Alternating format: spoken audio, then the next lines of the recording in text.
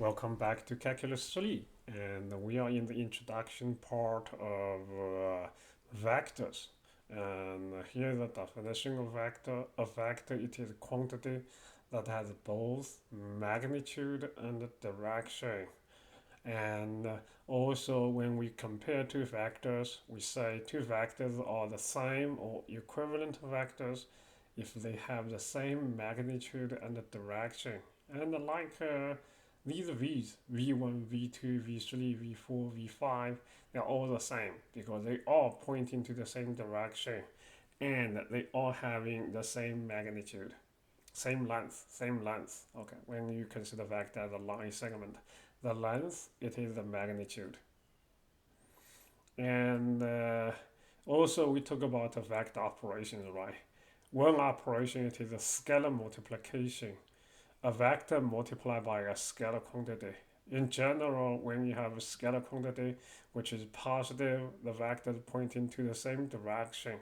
Then accordingly, if the scalar quantity it is greater than 1, then the vector it is amplified. And then when the scalar quantity it is less than 1, the vector it is, it is shrinked. It is shrinked. Okay. And also another case you needed to know about scalar multiplication is when you multiply vector by -1, you are having a vector of the same length, line segment of the same length, but pointing to the opposite direction. It's just true. You multiply a vector by a negative quantity, it will make the vector pointing to the opposite direction. Okay.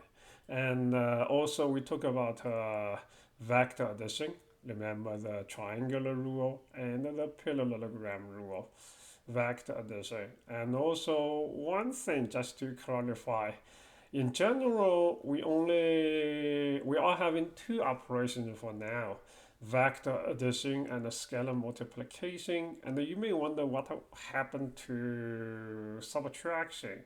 So I really want to say here is, in general, subtraction, it is not a new operation. Okay, it's just true in math. Subtraction, it is considered as addition by the opposite. So V minus W really should be considered as V plus negative W. And then remember, negative W, it really means -1 times W.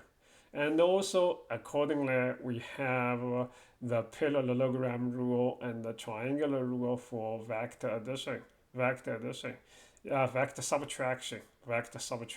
So V minus W, it can be considered as a vector pointing from the terminal point of W back to the terminal point of V minus W, V minus W. And also, you can use the parallelogram rule to form V minus W. And I'm going to leave the graph for you to think about to see if it makes sense. I'm saying though to the triangular rule, the parallelogram rule, really the same as we talk about the vector addition. But anyway, you want to be very careful.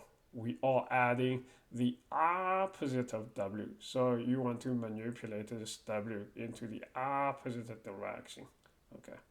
Vector addition and scalar multiplication in both two-dimensional spaces and three-dimensional spaces. Vectors can be considered as line segments with directions. Line segments with directions. Okay. And then you may wonder, how do we really denote vectors using the algebraic representation? So there is the component form of vector representation. And let's just work on the examples on the textbook. 2.3, example 2.3. We have V and W. First, we want to check if V and W are equivalent. V, it is from one point to another. W, it is one point to another. And that's part of the similar situation. Let's take a look how we can consider vectors. How we can combine vectors. So in part A, vector V, it is pointing from 3 and 2 to all the way, this would be 7 and 2. So this is vector V. And the W, it is pointing from negative 1 and negative 4 to 1 and 0. So clearly, these two, they are not pointing to the same direction. So they are not the same. V and W, they are not the same. And how about the part B? Part B. And part B, as you can tell, V is pointing from the origin to the point 1 and 1. It's this kind of orange colored vector. And the W, it is pointing from negative 2 and 2 to negative 1 and 3. And I hope you can see these two are different. Well, they look different, but are they pointing to the same direction? They are pointing to the same direction, right? And also, well, you can measure those two line segments, and indeed they have the same length. So in this case, V and the W, they are the same. And again, we say vectors are equivalent if they point into the same direction with the same length. So indeed, in this case, V and the W, they are equivalent. They are equivalent. Okay. And also, actually, the biggest story here is we talk about the geometrical representation of vectors, line segment with direction, and then how do we really represent vectors algebraically or using numbers? In the two-dimensional case, simply put, a vector can be represented as an ordered pair, X and Y. And also I want you, if you are reading the book, I want you to be very careful. At this moment, well, the ordered pair, it is included with a pair of angle brackets, right? So the angle brackets, they are used to denote vectors. And round parentheses, that's for an ordered pair, a point in the plane, in the x-y plane, in the two-dimensional plane. An ordered pair, it is a point, and ordered pair with round parentheses, that's for a point. With angle brackets, that is for a vector, okay. And this is the x component, y component, a two-dimensional, this is really a two-dimensional vector. And in a little bit, we are going to have three-dimensional vectors. So you can tell a three-dimensional vector would be an ordered triple. And two-dimensional vector, it is an ordered pair. Okay. And so the vector, usually the vector with the initial point 0 and the terminal point x and y can be written in the component form as x and y. Okay. This pair of x and y, round parentheses, that is for a single point. This pair, it is for the component form of a vector. And then let's take a look at what's the difference here. And, well, the component form of vector, the component for vector form always can be found using the points. A vector starting from the initial point, ending with the terminal point, right? So the vector always can be found using the terminal point minus the initial point. I mean the minus, we are doing the subtraction to the corresponding coordinates, xt minus xi, yt minus yi. So express v with the initial point, terminal point, and let's take a look. The initial point, it is at negative 3 and 4. The terminal point, it is 1 and 2. So 1 minus negative 3, it's going to give 4. 2 minus 4, that's going to give negative 2. So we are having a vector in the component form, 4 and negative 2. The vector, according to given, it is running pointing from negative 3 and 4 to 1 and 2. And so that is our vector. Using the component form, as you can tell, the component form always representing a vector starting from the origin to whatever the component, the ordered pair you may have. And also take a close look. Are you really convinced those two vectors are the same? I say I am, and because those two vectors, they all point into the same direction and they all have the same length. And when we have a vector arranged in a position at starting from the origin, it is the standard position of the vector. And also for standard vector, we can use the component form to denote it. Instead of using two ordered pairs, initial point, terminal point, now we can represent the vector with one single ordered pair, 4 and -2, which is really different from those two ordered pairs. Why?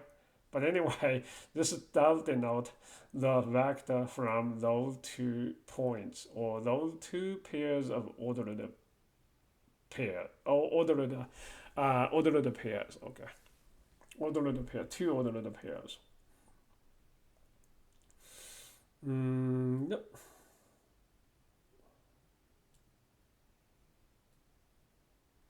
And then using the component form, how do we find a vector? Well, I suppose you trace a little back. A vector in the component form, it is an ordered pair. Okay, like this is a vector.